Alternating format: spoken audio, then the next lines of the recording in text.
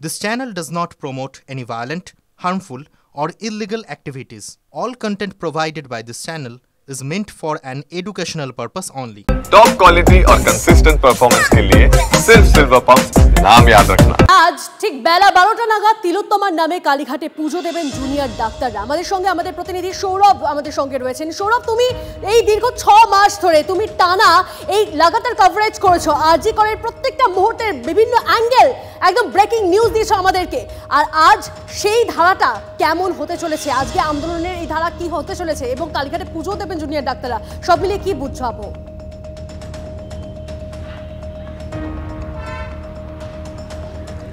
দেখো, আজ যে কর্মসূচি হতে চলেছে শহর এবং শহরতলিতে, সেটা সোদপুর হতে পারে, সেটা তোমার কলেজ স্কোয়ার হতে পারে, সেটা আরজি করের মূল প্রাঙ্গণ হতে পারে, এই সমস্ত কর্মসূচিগুলো কিন্তু একটা ডাকে হচ্ছে। সেই ডাকটা কারা দিয়েছেন?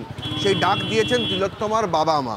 তিলোত্তমার বাবা মা স্পষ্টই বলেছেন রাজ্যবাসীর কাছে যে মেয়ের সুবিচার তিনি এখনও পাননি, তাই সুবিচারের দাবিতে সারা রাজ্যের মানুষকে পথে নামার ডাক দিয়েছেন তিলোত্তমার বাবা মা। এবং সেই আবেদনে সাড়া দিয়ে সোদপুরে যেমন ক্যাম্প হচ্ছে, সেরকম কলেজ স্কোয়ার থেকে যেমন মিছিল হবে, একই সঙ্গে কালীঘাটে যারা নাগরিক সমাজের প্রতিনিধি রয়েছেন তারা তিলোত্তমার জন্মদিনে তিলোত্তমার নামে পুজো দেবেন। কিন্তু এই পুজো কিন্তু সম্পূর্ণ অন্য ধারার পুজো। এই পুজো হচ্ছে ন্যায় বিচারের পুজো। এর প্রার্থনার মধ্যে ন্যায় বিচার আছে, এর সংকল্পের মধ্যে ন্যায় বিচার আছে। এবং সেই জন্যই কিন্তু তাদের যে পুজোর ডালি, সেই পুজোর ডালিতে উই ওয়ান্ট জাস্টিস লেখা থাকবে।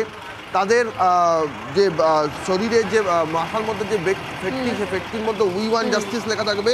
অর্থাৎ জাস্টিসকে সংকল্প করে তিলোত্তমার নামে কালীঘাটে পুজো দেবেন। আমাদের সেই পুজোর দিকে অবশ্যই নজর থাকবে। সৌরভ, সঙ্গে থাকবে। দুপুর 3টের সময় কলেজ স্কোয়ার থেকে আরজি কর পর্যন্ত মৌন মিছিলের ডাক দেওয়া হয়েছে। মিছিল শেষে আরজি করের সভা। আজ তিলোত্তমার বাড়িতে যাবেন শুভেন্দু অধিকারী। তার বাড়ির সামনে জন্মদিন পালন করবেন বিরোধী দলনেতা। ডাক্তার বোনের বাড়ির সামনে এটা কন্ডোলেন্সের এবং একটা জন্মদিন পালন, শোকের মধ্য দিয়ে পালন করার আয়োজন করা হয়েছে। ওর বাবা থাকবেন, আমিও থাকব।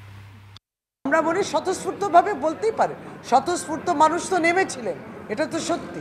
স্বতঃস্ফূর্তভাবে আমরা সত্যি মর্মাহত, এটা কিন্তু তার জন্য আমায় প্রমাণ করতে হবে না, আমরা প্রত্যেকে এটাতে মর্মাহত। আলাদা মিছিল হবে, মিটিং হবে, তাতেই আমি এটা প্রমাণ করব, সেই জায়গা আমরা নেই।